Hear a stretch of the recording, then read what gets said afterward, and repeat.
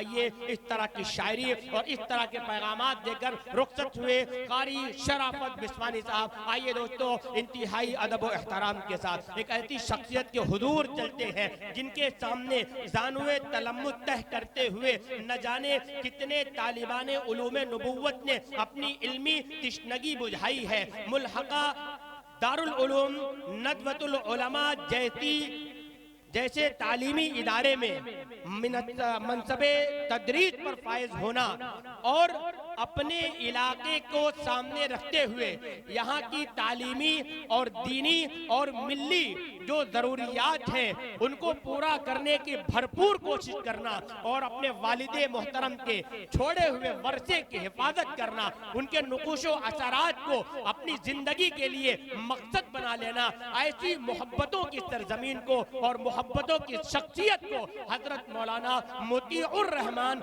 Of Nadvi के नाम से जानते हैं। मैं इंतहाई अदब और एहतराम के साथ इस वक्त गुजारिश कर रहा हूँ, मुल्तमिस हूँ हजरत मौलाना मोतीउर रहमान औफ नदवी साहब दामत बरकातुहुल आलिया से आप तशरीफ लाए और अपने नासिहाना कलिमात और मवाइज़ हसना से हम तमाम सामीन को महसूस फरमाएं।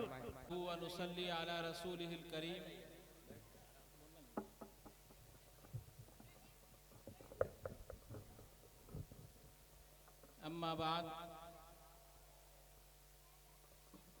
बुजुर्गान दीन, नौजवानान इस्लाम, हमारे छोटे बच्चों और हमारी माओ और बहनों, आज का ये सीरत का जलसा और ये नातिया मुशायरा ये आपकी दीनी हमीयत और आपके दीनी जज्बे को उजागर करता है। और ये मजमा जो इस दीनी जलसे के नाम पर जमा हुआ, अल्लाह का फजल है, ये जाहिर करता है कि आज भी हम दीन के किसी जलसे में, दीन के किसी भी मसले में अगर कोई ज़रूरत पड़ती है तो उसमें पेश रहने वाले हैं। मैं इस प्रोग्राम के मुंतज़मीन को, यहाँ के शुरका को, यहाँ के शुआरा को मुबारकबाद पेश करता हूँ जिन्होंने इतना अहम प्रोग्राम मुनक़िद किया। जहन में तो बहुत सी बातें थीं, लेकिन मैं इस कशमकश में था कि ये जलसा न तो जलसे सीरतुन नबी बनकर रह पाएगा और न तो नातिया मुशायरा। इसलिए मेरे जहन में एक बात आ रही है कि जो मुंतज़मीन हैं वो कम से कम इतना तो ज़रूर करें कि जो अगर शायर किसी कलाम को पेश कर रहा है तो वो कायदे से पेश कर सके, अगर कोई मुकर्रिर अपनी तकरीर करना चाहता है तो वो कायदे से कर सके। किसी मुकर्रिर की वजह से किसी शायर को वक्त नहीं मिलता और तिश्नगी रह जाती है, और किसी शायर की वजह से किसी मुकर्रिर के लिए मुश्किल होती है। मैं तो इसी बस पेश में रहा, और मेरे लिए तो सबसे बड़ी मुश्किल ये है कि मुझे अभी 2-2.5 घंटे का सफ़र भी करना है, तो मैं किसी को सुन भी नहीं सका। तो इसलिए प्रोग्राम सिर्फ नातिया मुशायरे का हो या सिर्फ जलसे सीरतुन नबी का हो, मैं समझता हूँ इसकी तायद की जाएगी। जी, सीरतुन नबी के इस जलसे में सिर्फ एक बात कहना चाहता हूँ। वो बात ये है कि कभी ठंडे दिल से घर के किसी गोशे में बैठकर हम ये गौर करें कि सीरत किसको कहते हैं, सीरत का मतलब क्या होता है, सीरत से मुराद किसकी जिंदगी है, सीरत के जलसे क्यों होते हैं, और सीरत के लिए रातों को क्यों जगा जाता है, सीरत के लिए दूर दराज से उलमाए किराम क्यों तशरीफ लाते हैं, सीरत के लिए हम इतनी कुर्बानी क्यों देते हैं। क्या सीरत का नाम है रातों को जगना? क्या सीरत का नाम है लाइटों को लगाना?